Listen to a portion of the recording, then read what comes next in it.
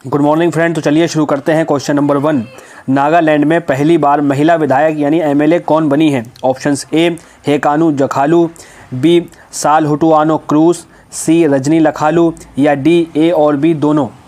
आपका सही जवाब हो जाएगा ऑप्शन डी, ए और बी दोनों। अब जान लेते हैं इसके बारे में कुछ इंपॉर्टेंट पॉइंट। दोनों सीटों पर एनडीपीपी की महिला उम्मीदवारों की जीत हुई है। दीमापुर 3 सीट से हेकानी जखालू ने जीत दर्ज की और पश्चिमी आगामी सीट से सालहुटुआनो क्रूज जीती। हाल ही में नागालैंड विधानसभा चुनाव में ऐतिहासिक रूप से पहली बार किसी महिला उम्मीदवार ने विधानसभा चुनाव जीता है। ये महिला है हेकानी जखालू। हेकानी जाखलू दीमापुर 3rd विधानसभा से जीत दर्ज कर नागालैंड की पहली महिला एमएलए बन गई हैं।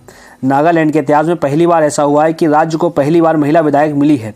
60 साल पहले राज्य का दर्जा प्राप्त करने के बाद से नागालैंड में ऐसा पहली बार हुआ है। राज्य में अब तक 13 बार राज्य के विधानसभा चुनाव हो चुके हैं, लेकिन आज तक एक भी महिला विधायक के रूप में नहीं चुनी गई।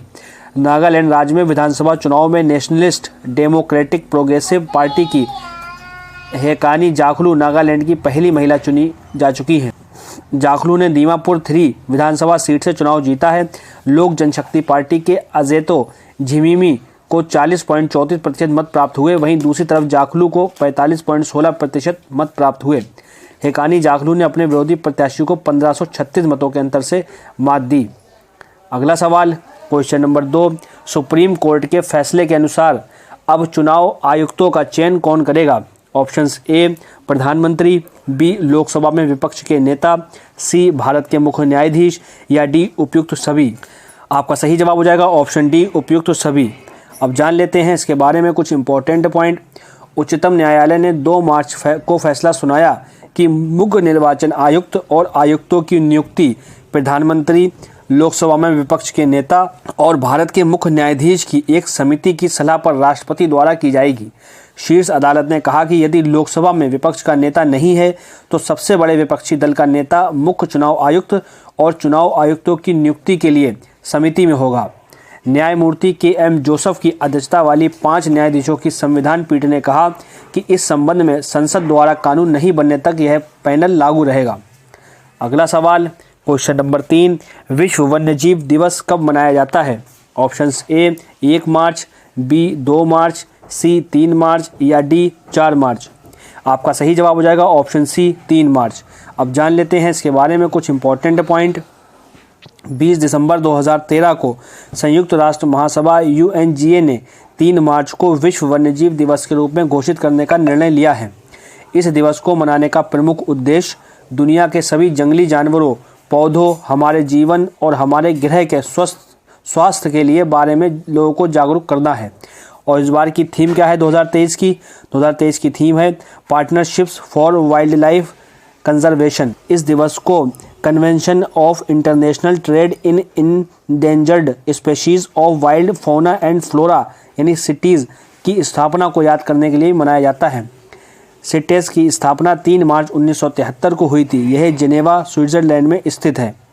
अगला सवाल क्वेश्चन नंबर 4 जो कि मोस्ट इंपॉर्टेंट है, वियतनाम के नए राष्ट्रपति के रूप में किसे चुना गया है? ऑप्शंस ए वो वान थियोंग, बी गुएन जुआन फुक, सी फॉम मिन या डी बोओग दोन हूँ। आपका सही जवाब हो जाएगा ऑप्शंस ए वो वान थियोंग। अब जान लेते हैं इसके बारे में कुछ इंपॉर्टेंट पॉइंट।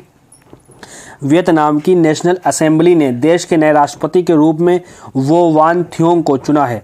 उन्हें सत्तारूढ़ कम्युनिस्ट पार्टी द्वारा राष्ट्रपति के रूप में नामित किया गया। जनवरी में थियोंग के पूर्ववर्ती गुएन जुआन फुक ने अचानक इस्तीफा दे दिया। वियतनाम की राजधानी क्या है? हनोई। और वियतनाम के प्रधानमंत्री फम मिन चिन हैं और वियतनाम की मुद्रा है होग। अगला सवाल क्वेश्चन नंबर 5, हाल ही में कौन सशस्त्र सीमा बल यानी SSB का महानिदेशक नियुक्त किया गया है? Options a Madhuri Chauhan, b Jyoti Bharti, c Rashmi Shukla या डी मालती तिवारी। आपका सही जवाब हो जाएगा ऑप्शन सी रश्मि शुक्ला। अब जान लेते हैं इसके बारे में कुछ इंपॉर्टेंट पॉइंट।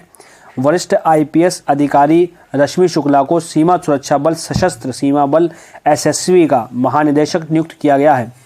महाराष्ट्र कैडर के 1988 बैच के भारतीय पुलिस सेवा के अधिकारी शुक्ला वर्तमान में केंद्रीय रिजर्व पुलिस बल CRPF के अतिरिक्त महानिदेशक हैं। एसएसबी नेपाल और भूटान के साथ देश की सीमाओं की रक्षा करता है। अब सशस्त्र सीमा बल के बारे में बात हो रही है एसएसबी, तो इसके बारे में जान लेते हैं। सशस्त्र सीमा बल नेपाल और भूटान के साथ अपनी सीमाओं पर तैनात भारत का एक सीमा रक्षक बल है। यह गृह मंत्रालय के प्रशासनिक नियंत्रण के तहत 7 केंद्रीय सशस्त्र पुलिस बलों में से एक है और इसकी स्थापना 1963 में हुई थी और इसका मुख्यालय नई दिल्ली में है। तो इसके आदर्श वाक्य हैं सेवा, सुरक्षा और भाईचारा। अगला सवाल क्वेश्चन नंबर 6, भारत के स्वास्थ्य मंत्रालय को हाल ही में कौन सा पुरस्कार मिला है?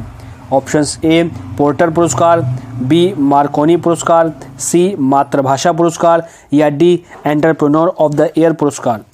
फ्रेंड्स, वीडियो अच्छी लगे तो वीडियो को प्यारा सा लाइक कर दें और चैनल पर नए हैं चैनल को आज ही सब्सक्राइब कर लें और बेल आइकन का बटन दबाना ना भूलिएगा। आपका सही जवाब हो जाएगा ऑप्शंस ए पोर्टर पुरस्कार। अब जान लेते हैं इसके बारे में कुछ इंपॉर्टेंट पॉइंट। स्वास्थ्य एवं परिवार कल्याण मंत्रालय को पोर्टर प्राइज 2023 मिला है। इसने कोविड-19 के प्रबंधन में सरकार की रणनीति, विभिन्न हितधारकों के दृष्टिकोण और भागीदारी, विशेष रूप से पीपीई किट बनाने के लिए आशा श्रमिकों की भागीदारी को मान्यता दी। पुरस्कार की घोषणा स्टैनफोर्ड विश्वविद्यालय में इंस्टीट्यूट फॉर कम्पिटिटिवनेस और पुरस्कार US Asia technology management centre द्वारा की गई थी। स्वास्थ्य एवं परिवार कल्याण के मंत्री कौन है? वह है मनसुख मंडाविया। अगला सवाल क्वेश्चन नंबर 7, केंद्रीय विद्युत नियामक आयोग CERC के नए अध्यक्ष के रूप में किसे चुना गया है? Options a Ajay Singh, b Rajiv Kumar, c Jishnu Barua या डी उमेश अवस्थी। आपका सही जवाब हो जाएगा ऑप्शन सी जिष्णु बरुआ। अब जान लेते हैं इसके बारे में कुछ इंपॉर्टेंट पॉइंट। जिष्णु बरुआ केंद्रीय विद्युत नियामक आयोग CERC के नए अध्यक्ष बन गए हैं। बरुआ अक्टूबर 2020 से अगस्त 2022 तक असम के मुख्य सचिव थे। केंद्रीय विद्युत नियामक आयोग की स्थापना भारत सरकार द्वारा विद्युत नियामक आयोग अधिनियम 1998 के प्रावधानों के तहत की गई है। CERC की बात हो रही है, उसके बारे में कुछ जान लेते हैं। इसकी full form central electricity regulatory commission है और इसकी स्थापना 24 जुलाई 1998 में हुई और इसका मुख्यालय नई दिल्ली में है और इसके चेयरपर्सन हैं मिस्टर जिष्णु बरुआ। अगला सवाल question number 8, Indian men's hockey team के नए कोच के रूप में किसे नियुक्त किया गया है? Options A Graham Reid, B Dilip Tirkey, C Craig Fulton या डी मारियो लेमिक्स। आपका सही जवाब हो जाएगा ऑप्शन सी क्रेग फुलटन। अब जान लेते हैं इसके बारे में कुछ इंपॉर्टेंट पॉइंट। हॉकी इंडिया भारतीय पुरुष हॉकी टीम के नए कोच की नाम की घोषणा कर दी गई है। 3 मार्च को हॉकी इंडिया ने बताया कि दक्षिण अफ्रीका के क्रेग फुलटन मुख्य कोच की जिम्मेदारी संभालेंगे। भारत 10 मार्च से FIH हॉकी प्रो लीग में उतरेगा। उससे पहले फुलटन के नाम पर मोहर लगी है। वह ग्राहम रीड के इस्तीफे के बाद भारत के नए कोच बनाए गए हैं। अगला सवाल क्वेश्चन नंबर 9, ईरानी कप में दोहरा शतक लगाने वाले सबसे युवा खिलाड़ी कौन बने? Options a Rakesh Agarwal, b Yashasvi Jaiswal, c Vijay Yadav या डी इनमें से कोई नहीं। आपका सही जवाब हो जाएगा ऑप्शन बी यशस्वी जायसवाल। अब जान लेते हैं इसके बारे में कुछ इंपॉर्टेंट पॉइंट। यशस्वी जायसवाल का ईरानी ट्रॉफी में यह पहला मैच है। इस मैच के दोनों पारियों में शतक जड़कर यशस्वी जायसवाल ने इतिहास रच दिया। पहली पारी में इस युवा खिलाड़ी ने दोहरा शतक ठोका और दूसरी पारी में शतक जड़कर अपनी काबिलियत दिखाई। दूसरी पारी में जायसवाल ने 157 गेंदों पर 144 रन बनाए, जिसमें उनके बल्ले से 16 चौके और 3 छक्के निकले। जायसवाल ने अपना शतक 103 गेंदों पर पूरा किया। यह उनके फर्स्ट क्लास करियर का 8वां शतक रहा। अगला सवाल question number 10, Bahrain Grand Prix 2023 किसने जीती? ऑप्शंस A Sergio Perez, B Max Verstappen, C Lewis Hamilton या डी फर्नांडो अलोंसो। आपका सही जवाब हो जाएगा ऑप्शन बी मैक्स वर्स्टैपन। अब जान लेते हैं इसके बारे में कुछ इंपॉर्टेंट पॉइंट।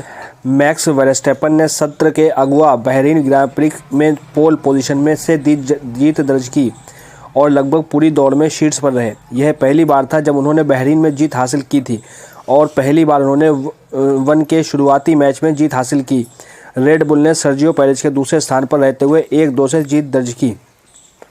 आशा करता हूं कि आपको हमारी वीडियो पसंद आई होगी। अगर आपको हमारी वीडियो पसंद आई हो तो एक प्यारा सा लाइक कर दें और चैनल पर नए हैं चैनल को आज ही सब्सक्राइब कर लें और बेल आइकन का बटन दबाना ना भूलिएगा। मिलते हैं नेक्स्ट वीडियो में। जय हिंद, जय भारत।